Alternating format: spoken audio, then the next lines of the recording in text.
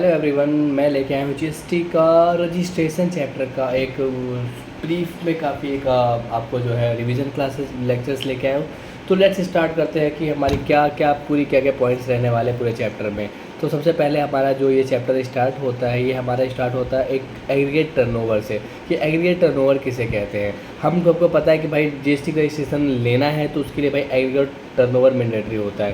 तो aggregate turnover कहते किसे हैं? एग्रीगेट टर्नओवर बीज aggregate value of the taxable supply, ठीक है, exempt supply, non taxable supply, exports of the goods, inter state supply of the goods. तो इस प्रकार सब कुछ जितनी भी सप्लाईज होती है तो सारी की सारी जब जोड़ते हैं तो हमारी एग्रीगेट सप्लाई कहती है।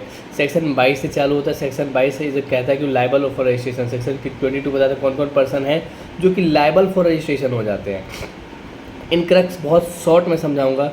जीएसटी जब आई थी तो क्लाइन अब डाली गई थी कि every person who supply goods and services, ठीक है, and total supply value exceed ₹20 lakh, 20 lakh रुपए से ज़्यादा एक्सीड करता है, is liable to take registration under the section 22 GST, ठीक है।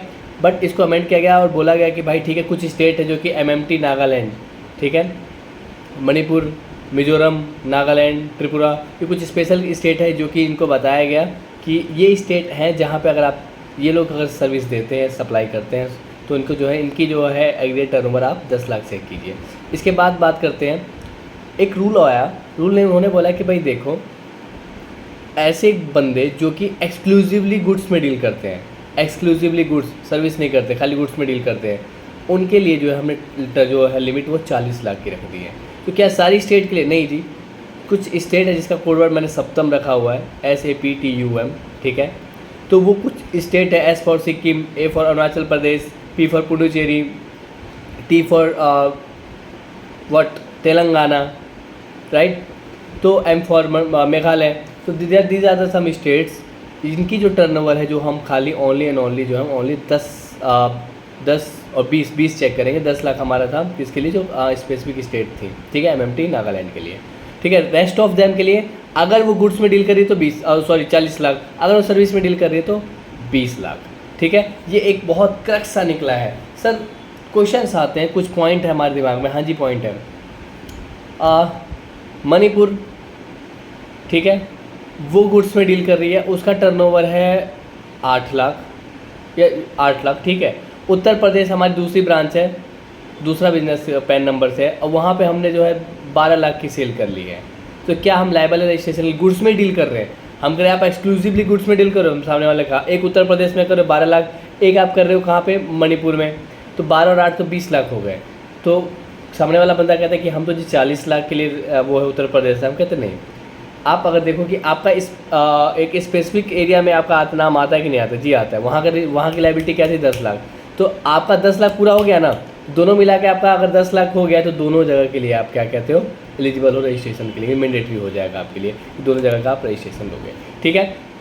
सेम अगर मैं बात करूं कि 18 लाख उत्तर प्रदेश में, 5 लाख है जो कि अल्कोहलिक लिकर का वहाँ पे है, ठीक है, गुड्स में डील है, वहाँ पे अल्कोहलिक लिकर सप्लाई होती है जो कि नॉन टैक्सेबल सप्लाई। आप देखो 18 + 5, ठीक है, 23 लाख हो गए, लेकिन फिर भी ये लायबल नहीं है टैक्स रजिस्ट्रेशन के वाले। क्यों? क्योंकि 5 लाख उधर उधर जो है एग्जाम सप्लाई है, तो वहाँ 10 लाख वाली सीरीज में इसमें जो है काउंटिंग नहीं आएगी। तो दोनों ही अभी एग्जाम है। तो ये कुछ प्रकार की चीज़ें हैं, ठीक है। सो नेक्स्ट हम आगे बात करते हैं कि कुछ चीज़ें और हैं। फॉर एग्जाम्पल सेक्शन 22 में पढ़ लिया, सेक्शन 23 में जाते हैं हम लोग।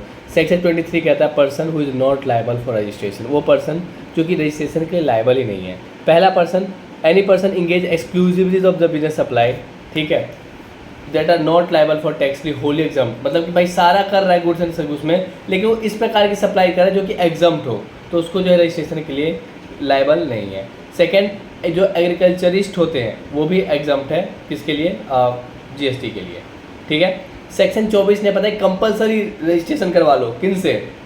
एक तो भाई नॉन रेजिडेंट वाले आ गए, एनआरटी हो गए, नॉन एनआरटीपी, नॉन रेजिडेंट आगे कुछ टैक्सेबल सप्लाई दे रहे हैं, उनको जो है मैंडेटरी रजिस्ट्रेशन हो जाता है। कैजुअल सप्लायर है जो कि casual supplier with in the state नहीं, बाहर जाके कैजुअल सप्लायर अगर सेल करते हैं तो भाई आ जाएगा। इंटर स्टेट सप्लायर है, उनको मैंडेटरी रजिस्ट्रेशन है, ठीक है। Person who make a taxable goods and services both, ठीक है, वेदर एजेंट या अदरवाइज, तो भी उसको टैक्सेबल है। ये हमारे कुछ पर्सन है जो कि हमें जो as per the mandatory registration लेने की ज़रूरत है। तो किन को रिक्वायरमेंट नहीं है, ठीक है। तो पर्सन जो कि रिवर्स चार्ज बेसिस पे सारे सप्लाई कर रहे हैं उनको रिक्वायरमेंट नहीं, पहली चीज़। सेकेंड चीज़, person making inter state of the supply of the textile services, ठीक है। इंटर स्टेट कर रहे हैं बट 20 अप टू 20 लाख तक तो नहीं है, ठीक है, इंटर स्टेट में, और 20 लाख के ऊपर तो है, ठीक है। Person making taxable person who supply goods of inter state, मतलब कि ऑब्वियस सी बात है अगर वो इंटर स्टेट में कर रहा है, इंटर स्टेट में, तो ऑब्वियस सी बात है 20 लाख तक कोई नहीं है, इसके बाद वो आपका जो है आपको टैक्स रजिस्ट्रेशन लेना पड़ेगा, ठीक है। नेक्स्ट है हमारा प्रोसीजर ऑफ रजिस्ट्रेशन, जो कि हम अगली वीडियो में पढ़ेंगे, ठीक है।